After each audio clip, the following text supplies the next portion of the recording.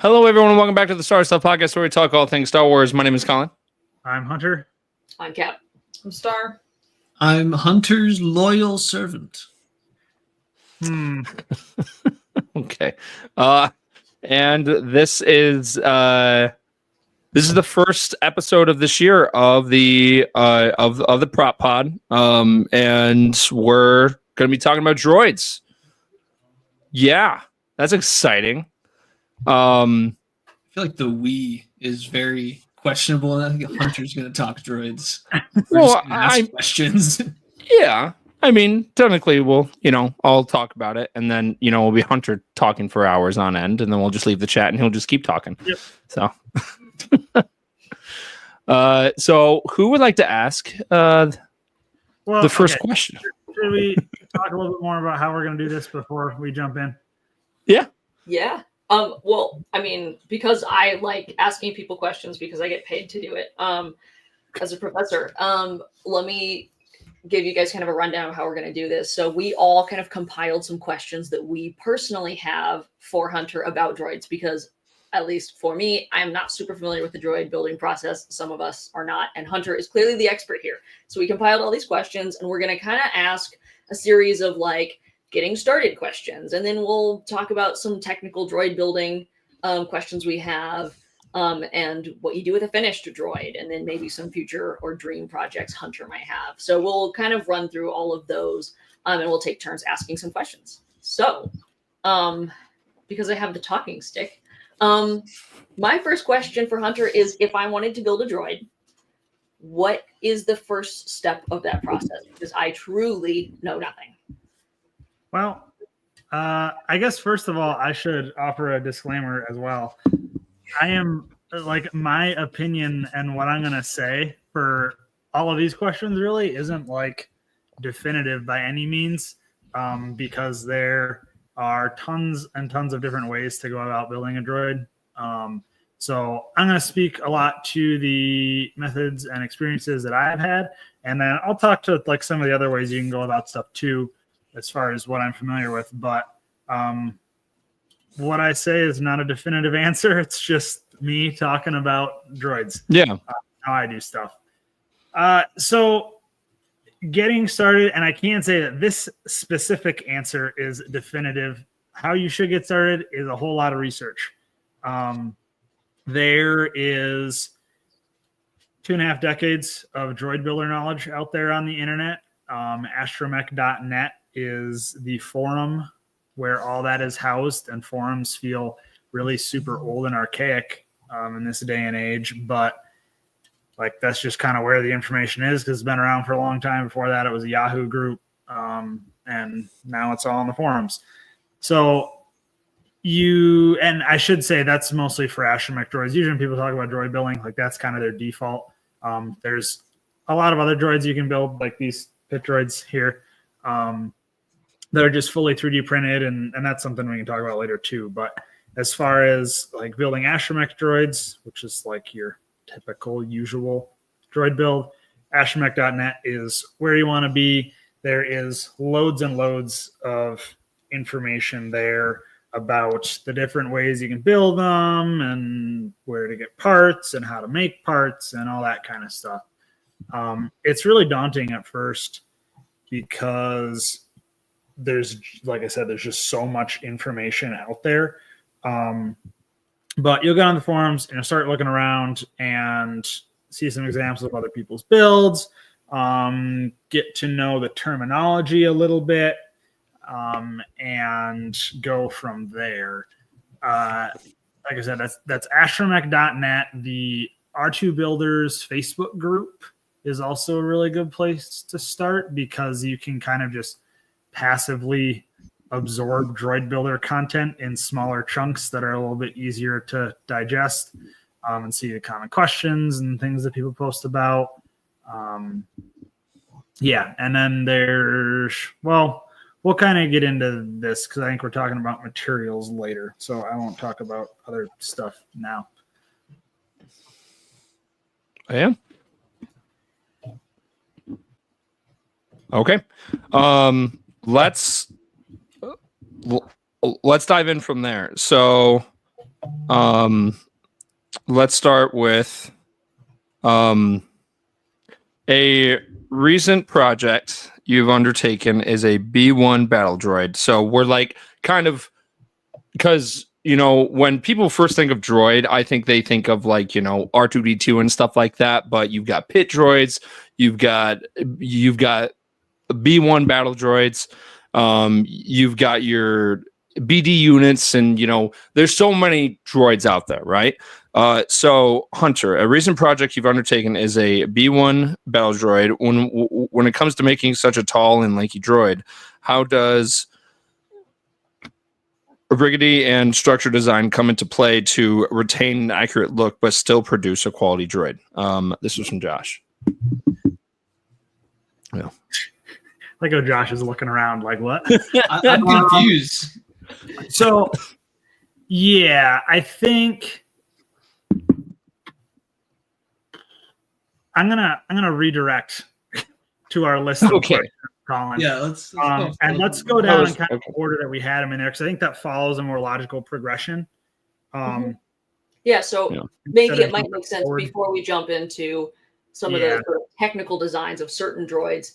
Still give us kind of an idea. You want to build a droid? How much does it cost? Do you need to be an engineer to build a droid?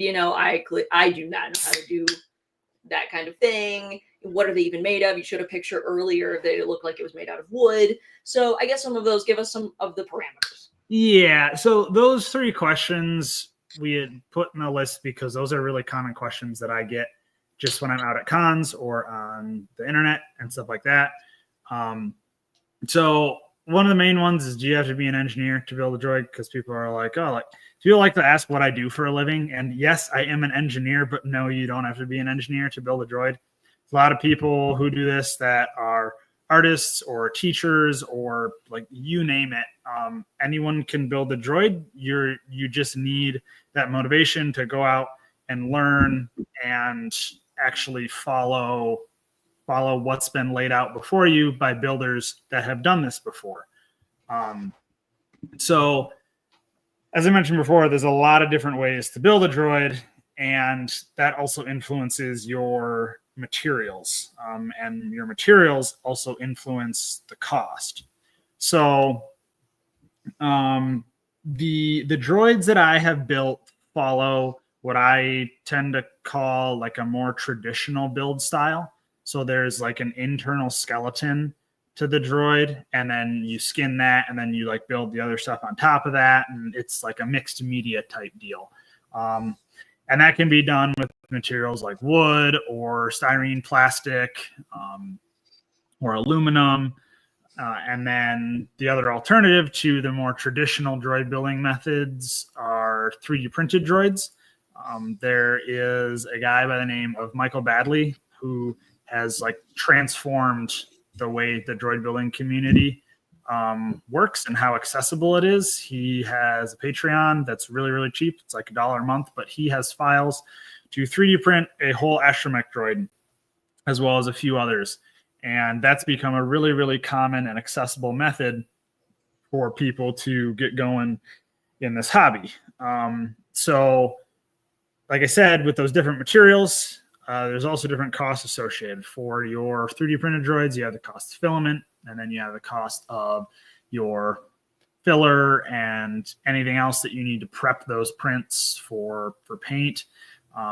Or with the more traditional methods, there's the cost of like the wood and the styrene and other base components. Or if you go with aluminum, that is by far the most expensive, even though it's the most sturdy. And the sky is basically the limit there. For a 3D printed droid, it depends on like the functionality you're adding to it too. If you're just doing basic, like it rolls around and its head turns and stuff, you could probably put together a printed droid for like $2,000. And the sky is the limit from there. I've talked to guys who have all aluminum builds that weigh 250, 300 pounds, and they have like 30 grand in their droids. It's kind of insane. So. Wow.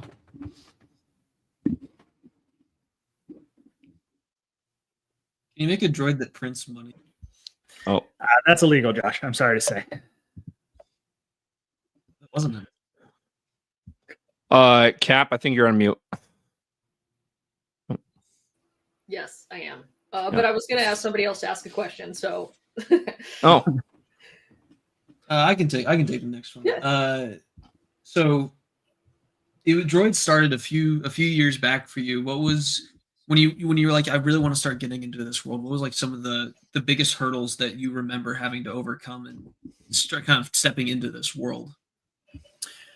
So this answer will change for everybody because, like I said, I come from a mechanical engineering background. If someone comes at this from a more artistic background or like an electrical engineering background, they're going to have familiarity with stuff from previous projects. So from previous stuff that I'd done and just kind of like having a more mechanical mindset, the physical build of the droid was fine for me. Like that's something I knew I could tackle. But the electronics and how to actually make it move was something that I knew absolutely nothing about. And that was definitely the most daunting for me. And it took me the most to figure out too, the most time to figure out. But luckily there's a lot of really, really great resources out there on the forums or on some different YouTube channels and stuff.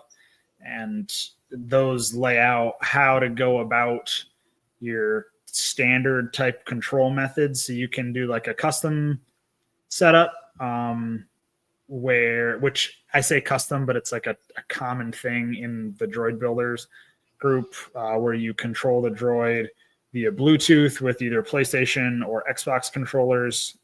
And that is really well documented for you to implement, or you can go a more traditional route. A lot of guys who get into this have backgrounds in model planes, and you use a standard RC transmitter with a receiver, and then you control your motors there. But I went the route with Bluetooth controller because I was more familiar with Arduino and that kind of thing, and that's also a little bit cheaper. So that was definitely the biggest hurdle for me because it was the area that I knew the least about. okay. So we've got a couple more questions kind of on this section.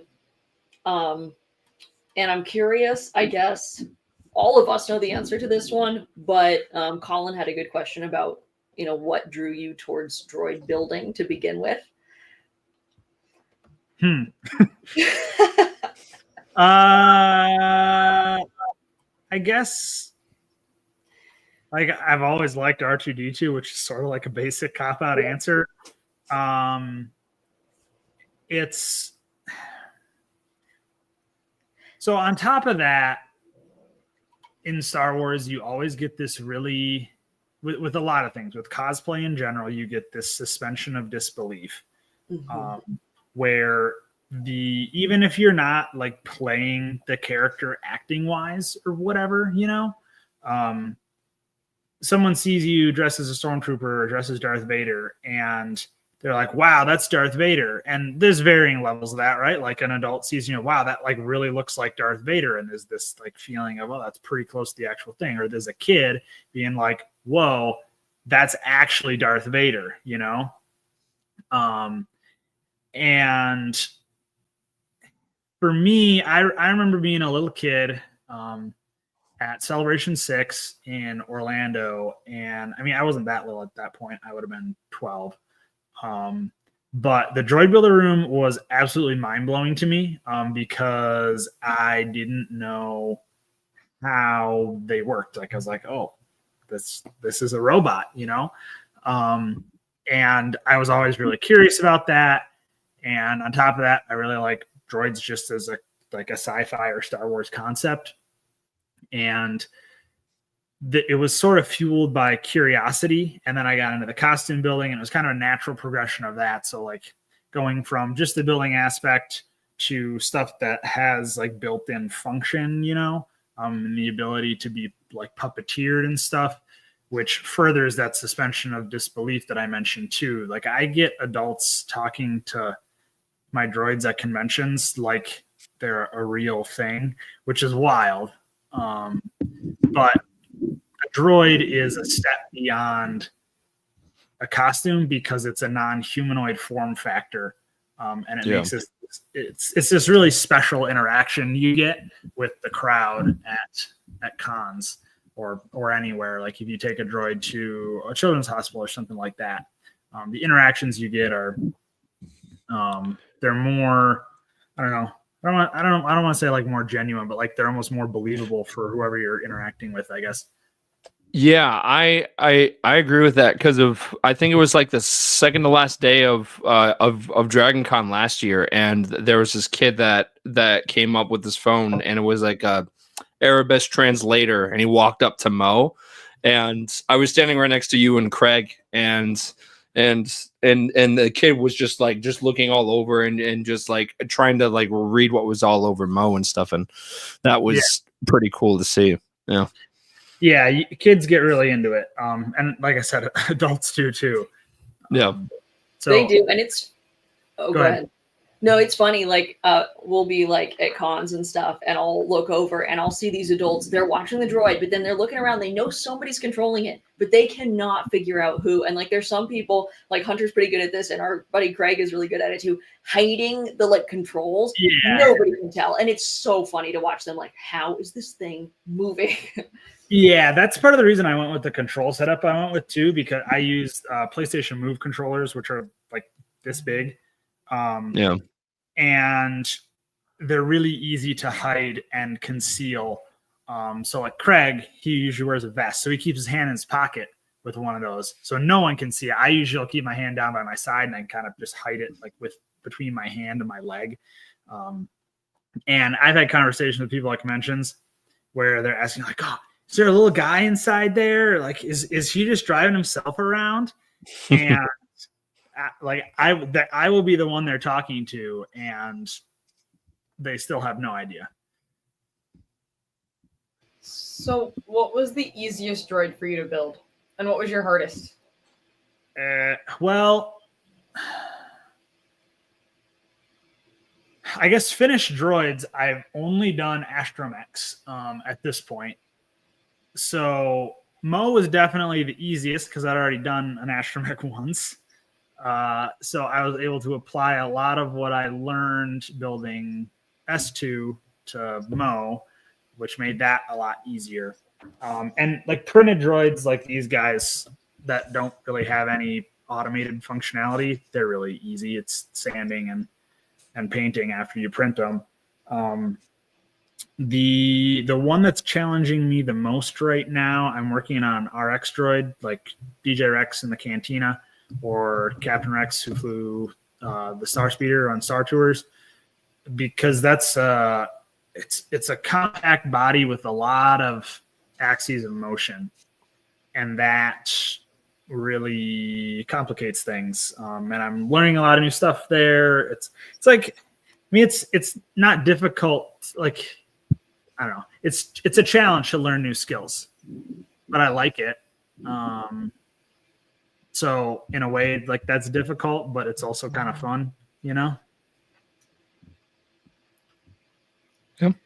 Okay, so I think those are a lot of our sort of getting started, sort of getting into the topic questions. The next sort of set of things we wanted to talk about are things like really technical questions, things about building the droid, a couple like safety questions even, which I think are pretty good. A lot of these are from Star and Josh, and then Colin's got this is where your question about the B2 is, and I'm curious about the answer. So maybe guys jump in and. Yeah. In light of all of the new printer things that you have, how has it affected your mindset and how you approach droid making? I mean, for me, like getting new printers recently, it hasn't for me, but I think it's worth talking about printers in general because they've made droid building so much more accessible. Like I said, being able to go online and get files from Mr. Badley's group, like anyone with a 3D printer can start to put together a droid.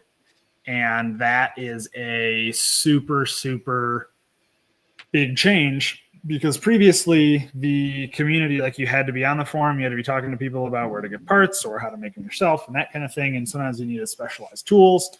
And 3D printers are relatively cheap compared to like a CNC router or anything like that.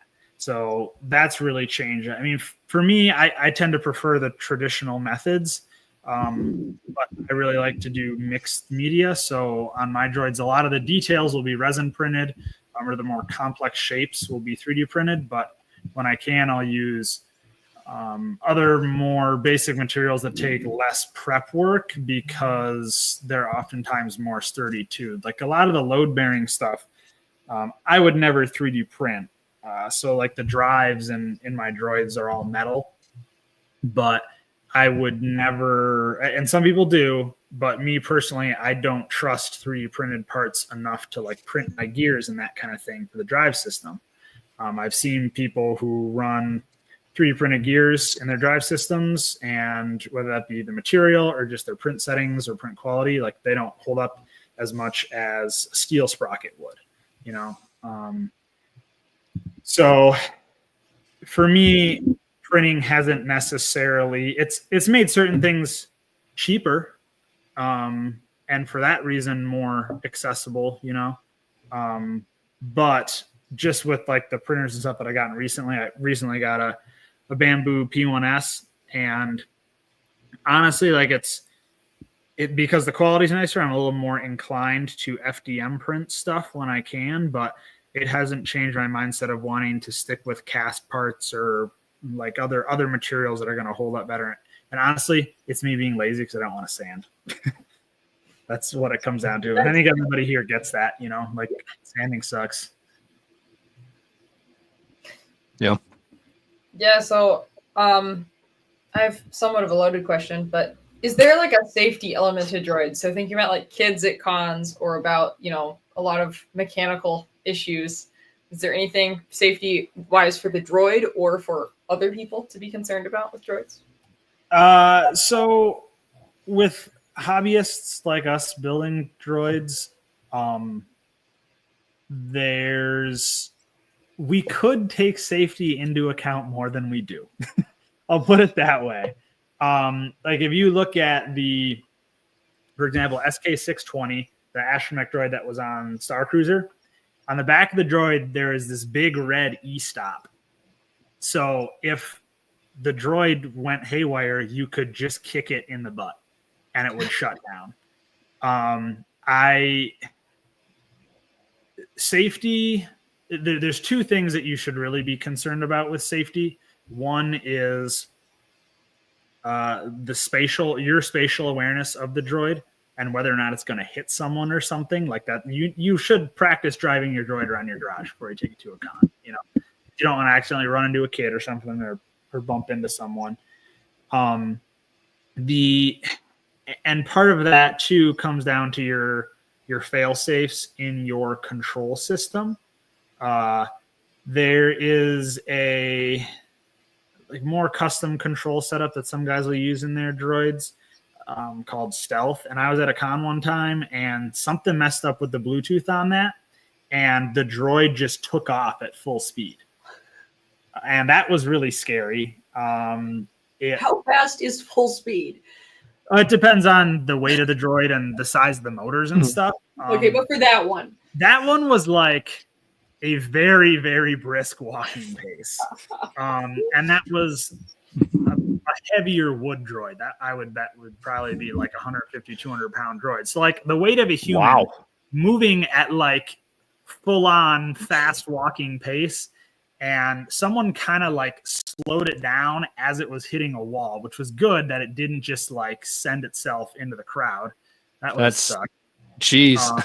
That is a very rare thing though. And that's usually like, that's the only time I've seen it happen or heard it happening. And usually that's with like Bluetooth interference and stuff. If you don't have a system with, and I don't know if this is getting like too technical for what we want to cover here, but like the control setup that I have, it has the Bluetooth MAC address hard coded into what's on the Arduino, the code on the Arduino. So it's not going to hook up to some random Bluetooth signal. If you don't have that, it can potentially like get catch onto a signal from something else and interpret a signal that's not interpreted for the droid as go.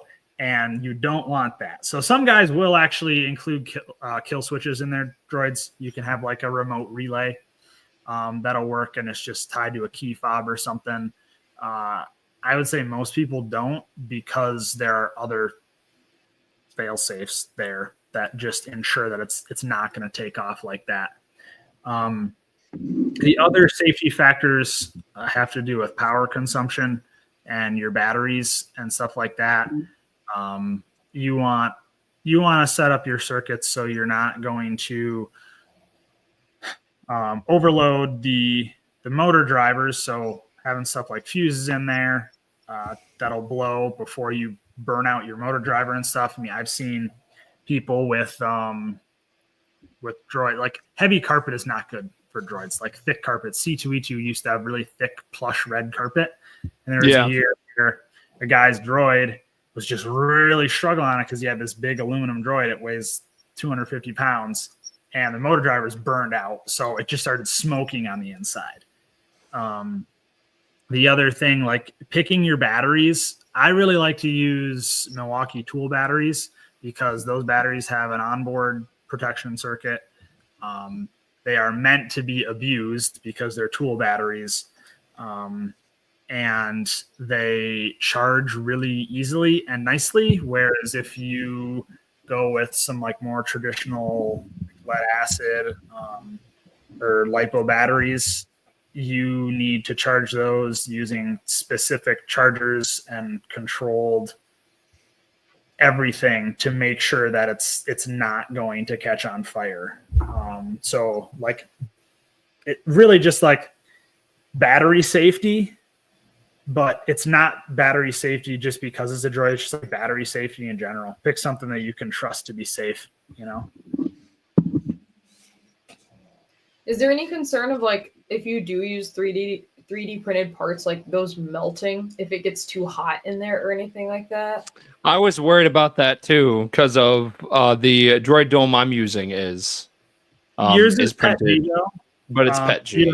Yeah, you don't need to worry about that. So that's part of the reason I don't recommend printing a full droid in PLA if you're going to bring it out to conventions and stuff, because PLA will get soft, you know, if it's in the sun or you're leaving a hot car and it'll warp.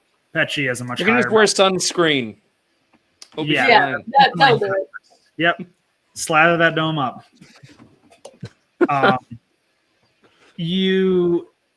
Like you're not going to leave a droid in a hot car like you wouldn't leave a suit of printed armor in a hot car, you know? Yep.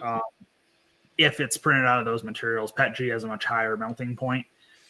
So that's not going to happen. Although we did have that happen because the Jello shot dispenser in Mo, the solenoid overheated in that because it got left in the open state at Dragon Con, and that got hot enough to start warping the PET-G. I didn't know that. Wow. Yeah, that's why it didn't work after the first day. Oh, okay. That makes more sense. Yeah. So like that's something to account for. You just got to know your materials, you know. Like I know that with fiberglass cast domes and wooden bodies and styrene skins, those are never going to warp in the sun. Where I can't really trust that with PLA. So it kind of depends on the use case of your droid when you pick the material as well. If you just want it to sit in your living room or collection room and not be out and having to endure stresses of whatever, then you're fine to print it in PLA. Fair enough.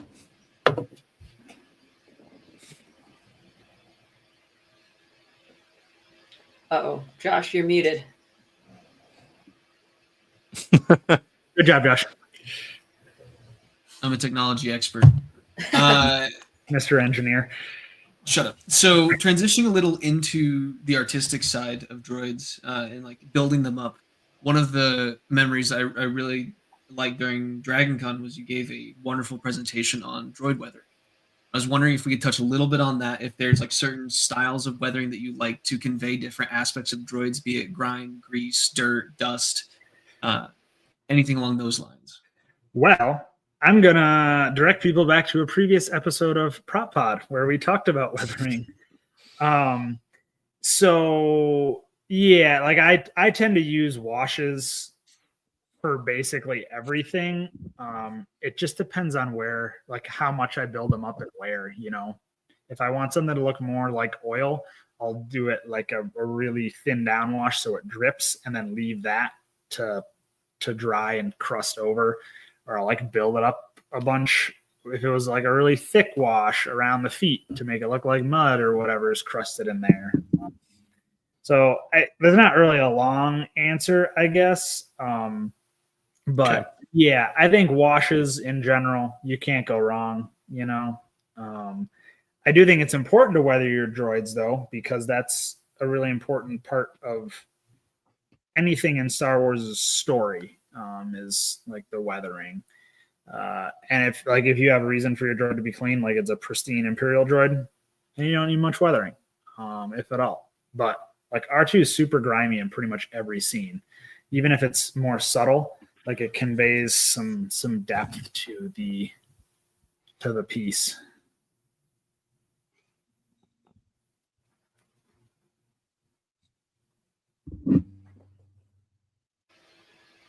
So, for people who aren't engineers like myself, if I wanted to put a droid together, but like I didn't know all of like how to make all the internal mechanisms work, and I didn't want to learn, do you have like can you outsource this? Are there people or places that you can like buy parts for the droid that they can actually do some of that work for you and you don't have to like learn everything? Or is it pretty much with a droid you need to learn absolutely everything and how everything Not works? really. There's not really options for that. There's some stuff that, so a part of the reason that this Star Wars costuming and like prop building hobby exists is because people don't like sell stuff outright. Like that's a licensing issue. So people fabricate parts that can be sold to other people for close to the cost of materials, you know, to put it together, or at least they should be sold for around that. So that's kind of the same thing for droid building. Like that's sort of a rule in the club, is that people don't make droids to sell complete to people. And the same goes for components. Sometimes you can find people like selling stuff secondhand, like they want to replace the control system in their droid, wherever, and they sell the old one. But I really don't think that you need to explore that as an option, because the community is structured so that it is accessible to new people and that you can learn how to do stuff while you're walking through the process the first time. Like I didn't for the electronics and stuff, I'd never really worked with small electronics like that. I had never ever worked with motors and stuff. So I don't know what I was doing, but they had different people in the community will just like post the build thread or whatever, or you can ask questions too. That's super, super important. Like reach out to people locally who built droids, post in those Facebook groups, post in the forums, ask questions, because people love geeking out about droids and stuff, and they'll help you.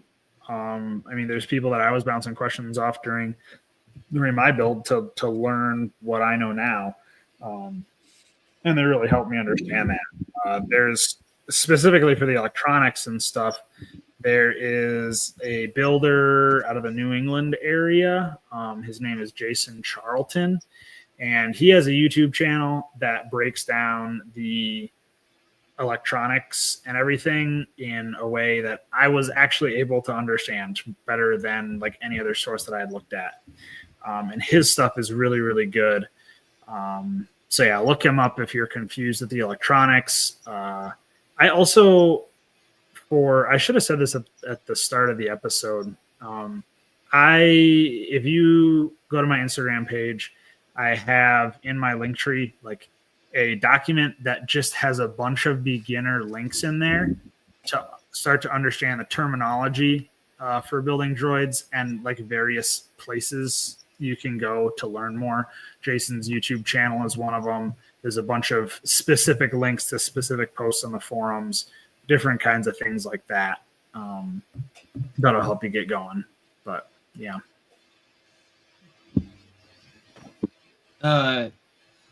Colin alluded to this question earlier, but you're able to work a lot with droids that were originally like CGI, so battle droids, pit droids coming off of the printers.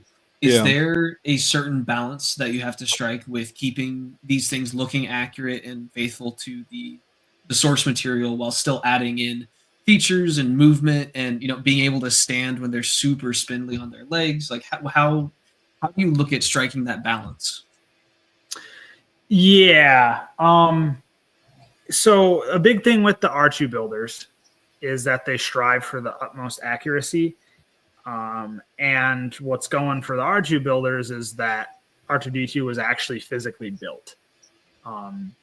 So you have confidence that even though stuff doesn't show fasteners, like it can physically be put together.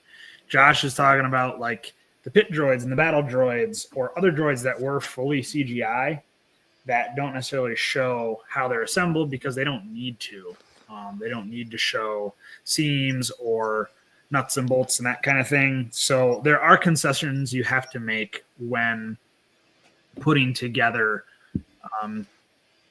real world representations of animated stuff. So like this guy, I'm gonna take his body off so I can hold him up over here.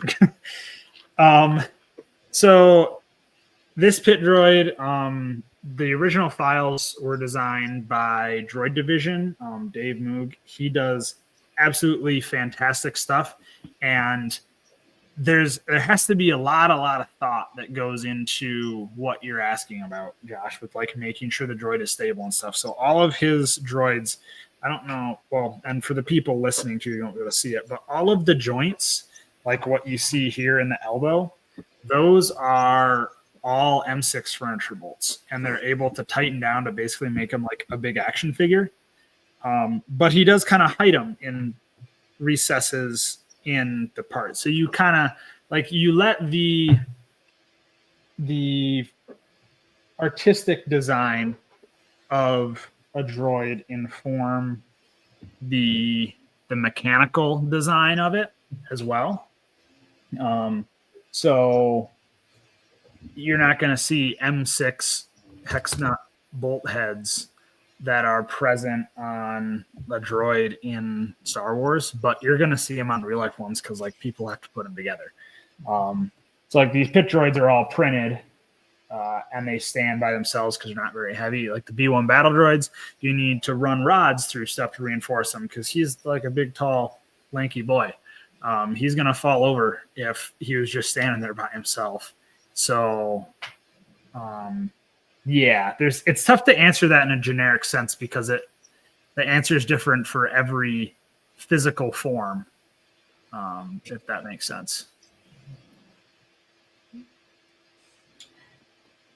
All right, so unless there's some more technical questions from you guys, I think our next section is sort of you finished your droid, now what? And then we've got a couple of like future or if you had some dream projects, that you could, achieve later. So we've got questions about that. But I guess the first one kind of ties us back to something we talked about earlier, which is how much fun it is for you personally to have a droid because people interact with it and like kids really like it and it like really brings something to life. So how do you actually accomplish that? Like, so is there something about the paint? Is there something about the controls? How do you actually bring a droid to life like you're portraying a character? I get super jazzed about this, and it like wasn't something that I thought about until I was first driving Stu around my garage. There's people will call them like driving a droid or piloting a droid, but I think a better way to say it is puppeteering. Yeah. Because the way a human moves invokes emotion through body language. Mm-hmm. But you look at like any cartoon character or anything that's like anthropomorphized in any way, like that also uses body language in even though it like doesn't have a human body, and that I think is the coolest thing about the design of R2D2 or astromech droids in general. They are not human shaped at all, but at the same time have like incredible emotion through body language. So if you go back and look at, like, you watch Star Wars and you pay attention to, like, R2D2 is making beeps and boops and stuff and moving around, you can 100% tell like how he's feeling, or like what he's trying to convey. And that comes from like little head shakes or like his little shimmy that he does, or like the tones of his beeps and boops that convey that personality. So when you drive a droid around, you are the one controlling that. You have control over where he's looking. You have control over how fast he's moving or looking. You have control over what kinds of sounds that he's making, and that all goes into giving the droid a personality. So like R2 kind of has his base personality, and that's just like, even though it is specifically R2, it's also kind of what we associate with generic astromech droid. But then you look at Chopper, and Chopper's just his look in general, but the mannerisms and the way he moves and his sounds, they make him sound really freaking grumpy, which he is. And it's super easy to know that, it speaks to how well designed the character of Chopper is.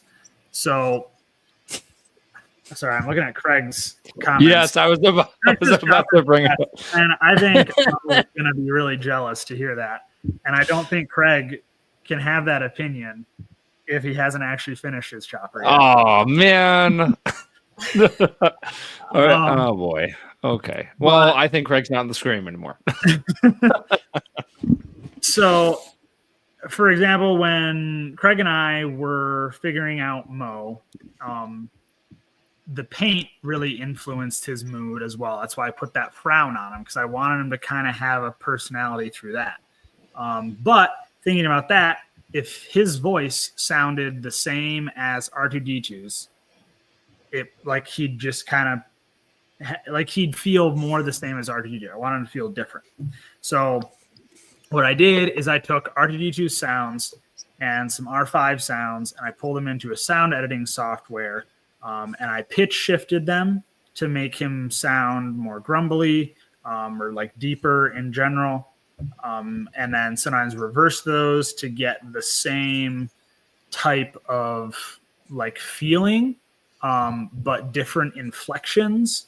So like if you pay attention to the way that like I'm speaking right now, like I said the word inflections because like I wasn't sure if that was the right way to say what I wanted to say.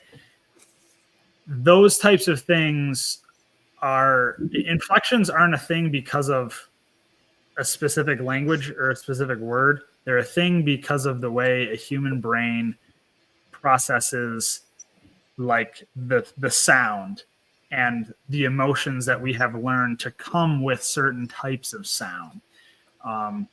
And R2D2's sound bank is that boiled down to its most basic level. Ben Burt, who designed the original sounds for R2, just like absolute mastermind when it comes to that kind of thing.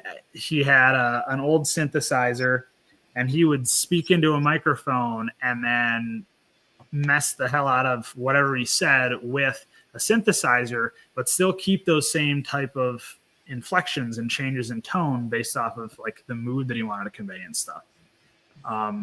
So you learn to basically become conversational when you're piloting a droid. Like you know where your specific sounds are, so you can respond to people. Like I organize mine by emotion. Like this one's more inquisitive, this one's happy, this one's a bank of sad sounds, and stuff like that. So one, giving the droid a personality comes from like sounds, 2, how it moves. And then I think another one that's really important is consistency as well. So Craig just commented saying everyone loves the scream. Everyone does love the scream, and I agree. However, it's something that you should use sparingly because like R2 does not drive around constantly screaming, you know, and like to do that sometimes and like when you're just messing with your friends. But if you're coming up to a kid and like that kid believes that that's actually R2D2, if R2D2 is like wah wah wah, like it's not, it's the kid's gonna be like something's up here. That's not actually R2D2, you know. So like consistency in the personality that you are giving to the droid through puppeteering is important as well, because like you think about people, generally people have mannerisms that are always a part of them and always kind of show up in everything that they're doing. It's the same thing with the droid. And it's very interesting too, because that's a personal thing for you as well and how you want to pilot your droid. So like I let Josh drive Stu around at conventions a lot. And looking at the character that he puts into Stu is very different than the character that I put into Stu. Like Josh really likes to make Stu like do his little kind of shimmy thing, which is like that conveys a certain type of emotion and certain type of interaction. And there's no right or wrong way to do that, but like people just do it differently. And I notice it because I spend so much time looking at my droid as I'm piloting it that like how Josh pilots it is different than how I do it. And it's a really cool thing too to see a person's character come through when they're driving a droid. I really like to let my friends drive my droids around for a little bit too, because like everyone loves it. Droids are happiness machines. But it's sort of a learning experience for me as well, with how someone else how someone else puts a personality into a droid, teaches you something when you are trying to decide what personality you should put into it. Because like your base assumptions that someone else has when they look at a droid, like, oh, I see that droid and that droid looks like it's going to be like, say it's like an all clean Imperial droid. Like that droid looks like it's going to be really cut and trim and proper and isn't going to be very like aggressive. It's not going to have a lot of fluctuations in tone and stuff. It's not going to move like sharply and that kind of thing. And if you look at a droid like Mo, you're going to be like, wow, that droid kind of looks like he's got some issues. He's going to be a little bit more clunky. So that kind of thing is really important. I think I really got off on a tangent there, but yeah. That's okay. I like your explanation of like voice inflections. I've never thought about that in relation to droids, and that's really interesting. Yeah, if seriously, like go on YouTube. There's some really good interviews there with Ben Burt about him designing R2's sounds. It's super, super fascinating. Like if you're into linguistics at all, it's obviously not a real language, but like there's an aspect of it that is real, you know? But yeah, definitely look up Ben Burt's stuff. And like I looked up that too when I was sorry, someone just tried to call me. So yeah, like look up that stuff because it teaches you what type of emotions you can look for in your sounds and how to use them when you're interacting with people. Yeah. Okay, I have one last kind of like boring question, which is when you finish your droid, you mentioned that some of these are like 200, 300 pounds. How do you actually transport it like to and from cons or whatever? I am able to lift my droids up. So both Mo and Stu weigh between 80 and 100 pounds. So I am able to like take their head off and lift them up. Yeah. And put them in either the back of my car or in a trailer. If you can't fit them in your car in their assembled form, so like to fit mine in the back of my car, I have to take their head off. And then he just barely fits in the back of my car. Huh. Which was just a coincidence. Yeah. And like, if you can't do that, you got to pop their legs off, do a full disassembly to transport them somewhere. And some people have parts where they wheel them in and stuff. I tend to just drive my droids in to conventions and things like that. But you need to like be aware of your physical limitations as far as stuff. There's guys that have the really heavy droids, like the 200-300 pound ones that I mentioned. Like they have to rent a trailer or whatever every time they bring them to a con, and they have to have a ramp to be able to push them up in there. There's guys that have like literal like cranes that they'll lock into the back of their pickup truck. It's like a little winch on a boom arm, and they'll like hook into their droid and lift them up and spin them over and send them down in the back of their truck. It's the claw. Yeah, exactly. Yeah. It is something to consider for sure. But like if you're going to have a printed droid or a mixed media droid, it's like usually like two people can lift them up or something. If you lay them down on a skid or whatever,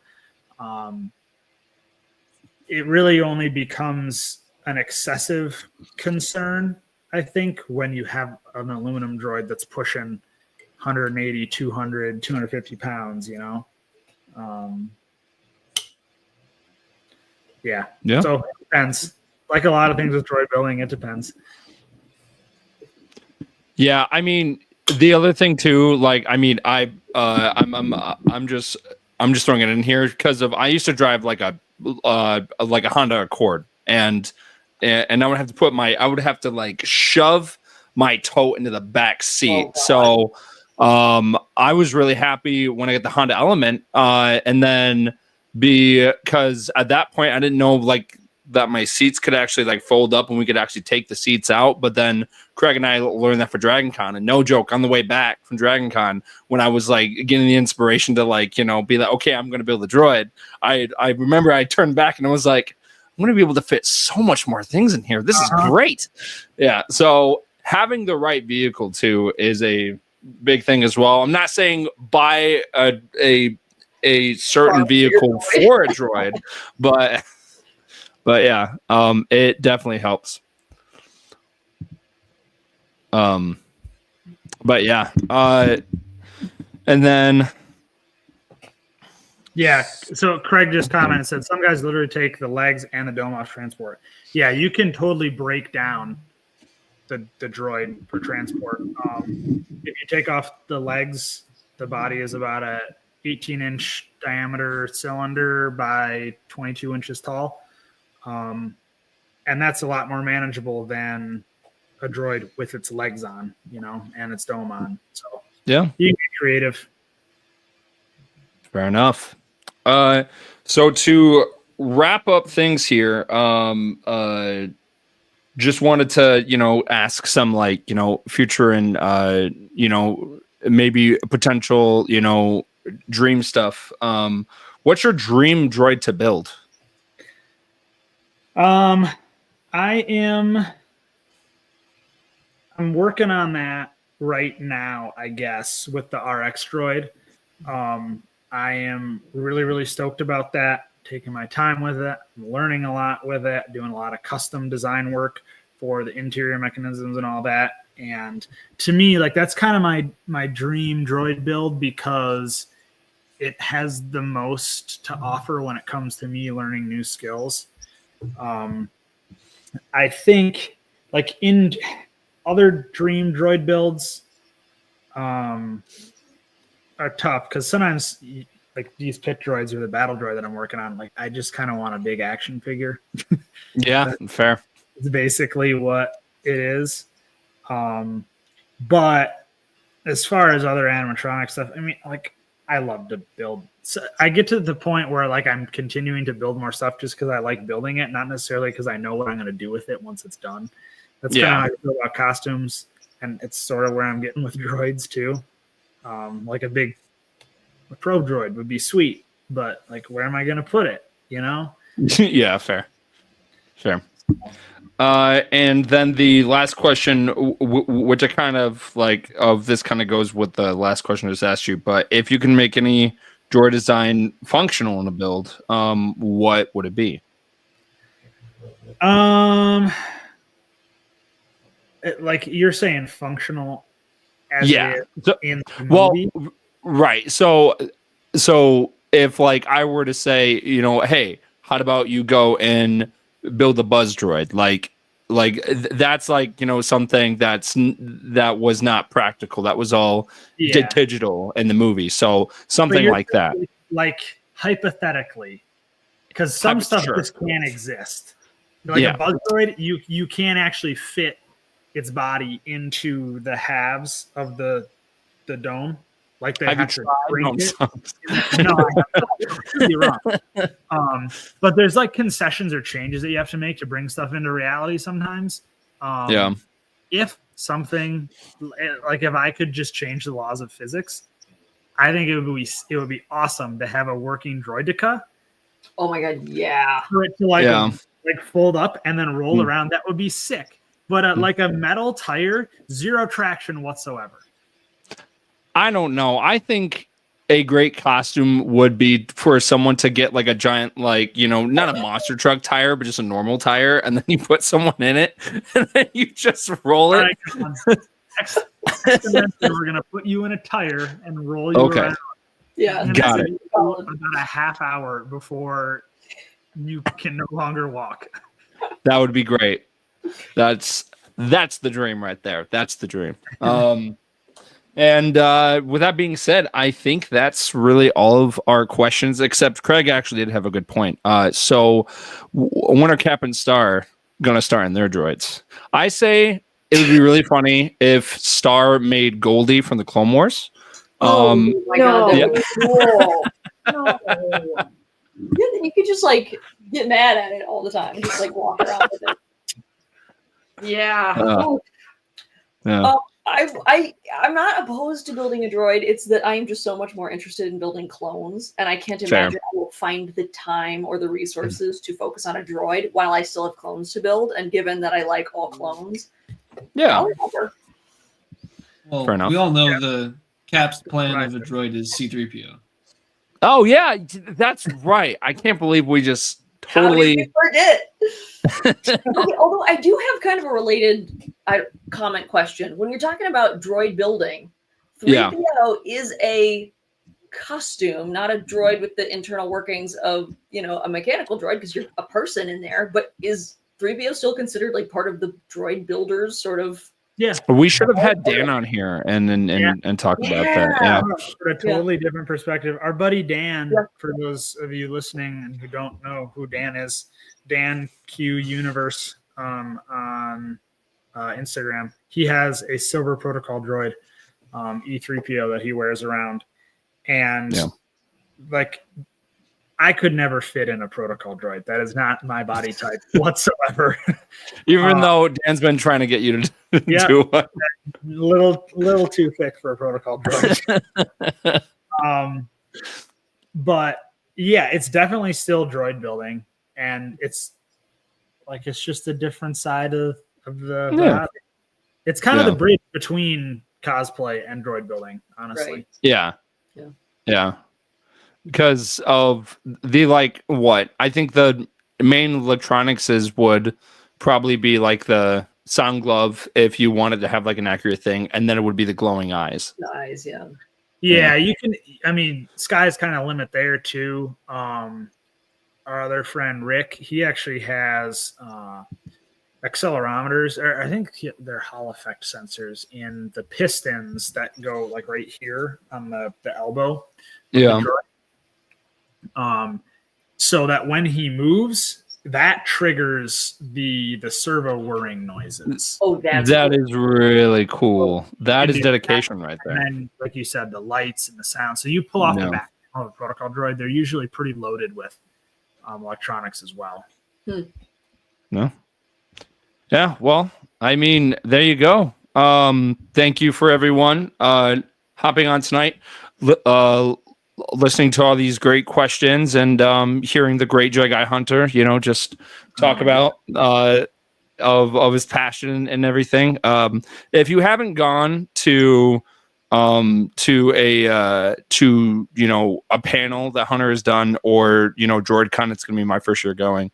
That's a great place to learn as well. And Hunter, I'm serious. Like I was already on the fence of building a droid, but after going to your panel, that was the one of where like you and the other droid builders up there, where I was like, all right, I'm convinced.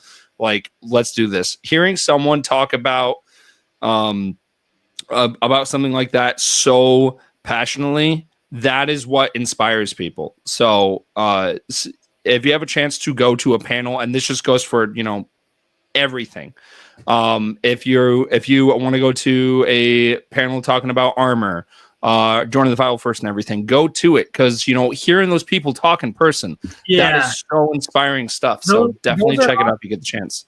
Those are often a really, really good way to get to know people in the local building community, whether that be for custom droids too. A lot of smaller local Comic Cons, like the Droid Builders, will put on a panel, or the Fire First will put on a panel, and we as clubs put those panels on to help other people get into it, and to encourage dialogue with people, so they can also be a part of this hobby that we enjoy a bunch. So go to those panels, check them out. Sometimes panels seem kind of boring, but Craig just mentioned Cricket. She was a builder on the Droid Builder panel at Dragon Con, and she has a Wally that is absolutely amazing. She had never done any welding, never done like the electronics and stuff, got into it, has this beautifully animated Wally, and that really, really speaks to how far just the desire to build something and learn new skills can take you, even if you don't have that skill set to begin with. Yeah. So absolutely inspiring. If you get the chance to go to a local con and they end up having a panel, go and check it out. It's fantastic. And then there's also DroidCon that is happening later this year. It's in June. June what? June 15th through the 17th or something like that? June 14th? Oh, okay. Well, it's happening in June. And if you really, really want to learn about droids, that will be the place to go. I only saw a couple of panels through a live stream last year, but this is going to be my first time going, so I'm excited. But yeah, with that being said, guys, thank you so much for coming on. If you love the Clone Wars and everything, go and check out our Patreon. We're doing Clone Wars commentary. It's a lot of fun there. If you want to see, a bunch of us unhinged, that is the place to go. Especially Josh. Josh has no filter. It's like gone. It's great. So yeah, Josh shares some wonderful recipes on that podcast. Yes. Terrible, absolutely terrible. So again, from myself, Hunter, Starcap, Josh, may the force be with you always. Yes.